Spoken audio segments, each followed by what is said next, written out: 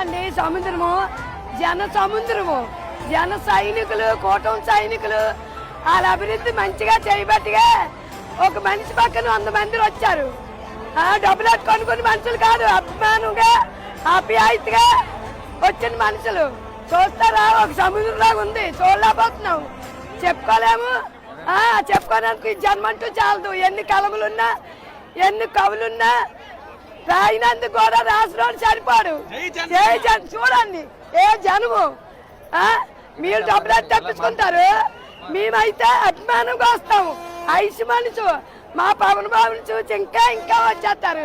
కుటుంబ ప్రభుత్వానికి ధన్యవాదాలు. ఎప్పుడు ఈ ప్రభుత్వం ఏర్పడి ఈ అభివృద్ధి ఎలాగా ఉండాలి, మా పిల్లలు మా మనవలు భావితరాలు భవిష్యత్తు ఉండాలి. మీరు బాగా చేయాలి. మా పిల్లలు అయితే మేము పెద్దగా చదివించుకోలేము, చదివించుకోని వాళ్ళు కూడా ఆదుకోవాలా. బాబు నువ్వెంత ఏంటి 6 అడుగులు బుల్లెట్టు, నిన్ను చూడడానికి ఏ జనం వచ్చారు, చూడలేకపోయి చాలా బాధపడిపోతున్నారు, చాలా బాధపడిపోతున్నారు. నాన్న సరిపోకంటుంది.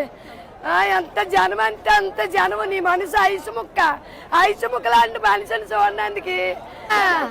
పిఠాపురం ఎమ్మెల్యే గారు తాలూకా అసెంబ్లీలో పులు కోసం నిరాచూడిగా. పిఠాపురం ఎమ్మెల్యే గారు తాలూకా అసెంబ్లీలో పులు కోసం నిరాచూడిగా. చైకి చేసినావంటే సైన్యమవుతాము, పర్లబడతావంటే ఓ యుద్ధమవుతాము.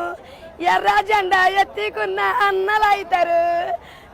వాళ్ళు పేనం పణంగా పెట్టి ఆ జెండా మోస్తారు.